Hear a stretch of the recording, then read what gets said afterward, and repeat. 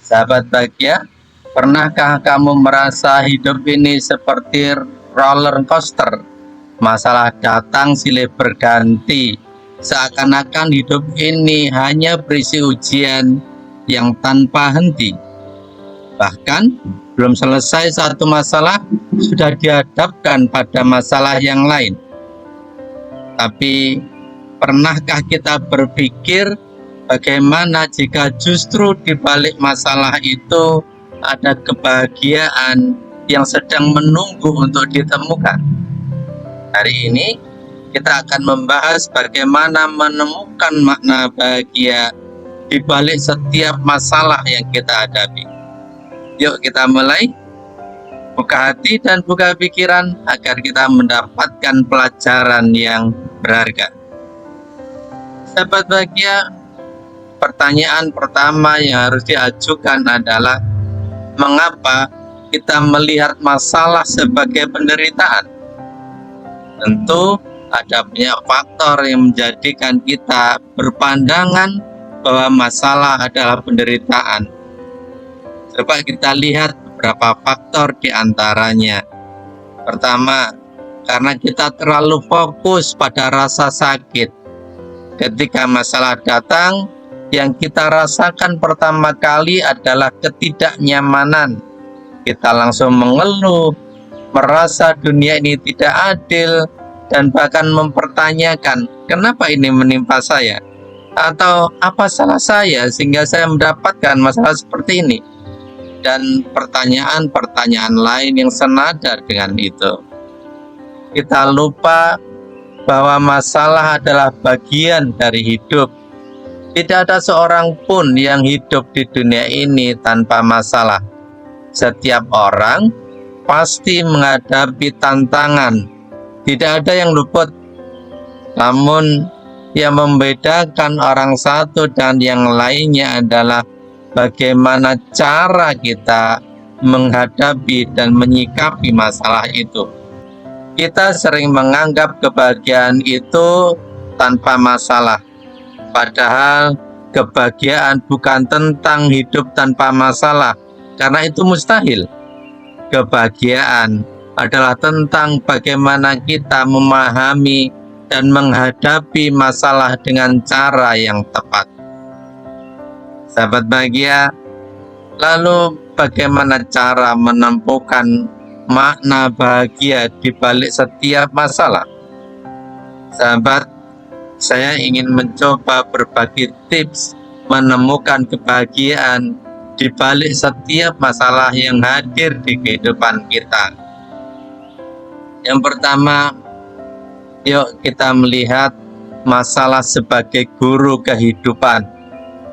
Setiap masalah pasti membawa pelajaran, entah itu tentang kesabaran, tentang kekuatan, atau tentang keikhlasan. Maka setiap kali ada masalah yang hadir di kehidupan kita, coba tanyakan pada diri sendiri, apa yang bisa saya pelajari dari masalah ini?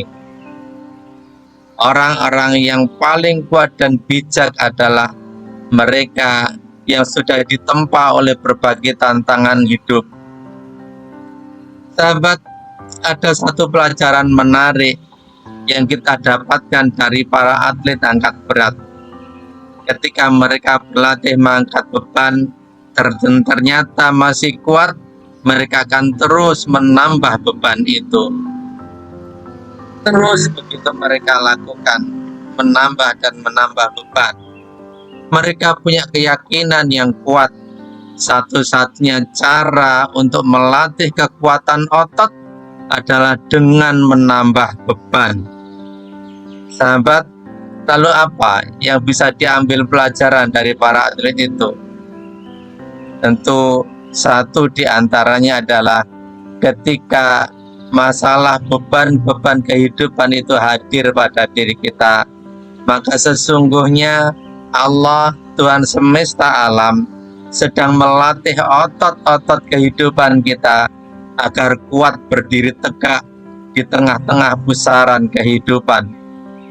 Maka yang harus kita yakini adalah setiap masalah itu bagian dari cara Allah melatih otot-otot kita agar mampu menyangga beban kehidupan. Tips kedua, coba mengubah perspektif. Masalah bisa jadi jalan keluar. Sahabat, kadang hadirnya masalah justru membuka peluang baru.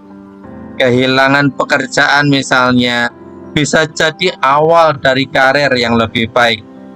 Kegagalan bisa mengantar kita kepada kesuksesan yang lebih besar. Betapa banyak orang-orang yang meraih sukses justru setelah terpuruk. Ada satu kisah menarik dari teman saya. Teman saya ini punya anak yang dia sejak kecil bercita-cita kuliah di Universitas Al-Azhar Mesir.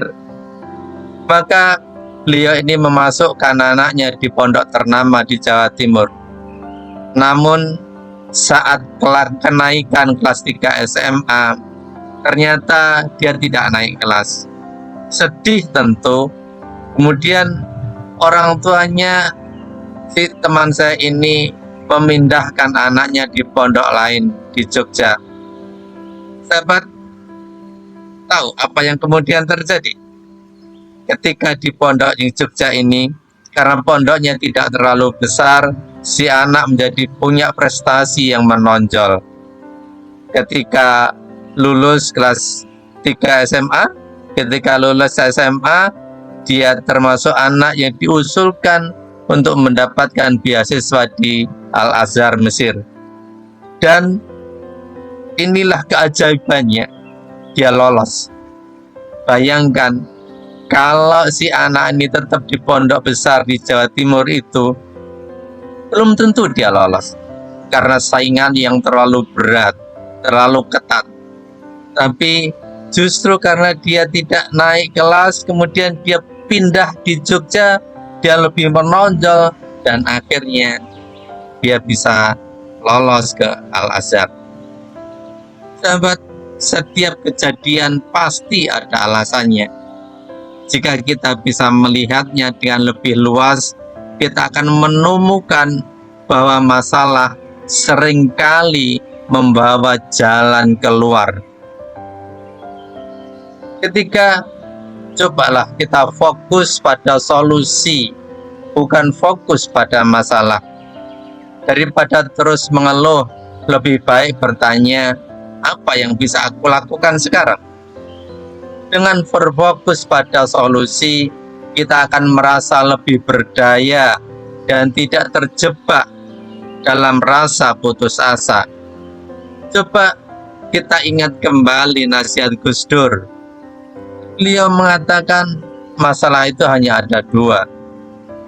Masalah yang bisa diselesaikan dan masalah yang tidak bisa diselesaikan. Untuk apa kita memikirkan masalah yang bisa diselesaikan? Toh, dia bisa diselesaikan. Pun juga, buat apa kita memikirkan terlalu dalam masalah yang tidak bisa diselesaikan?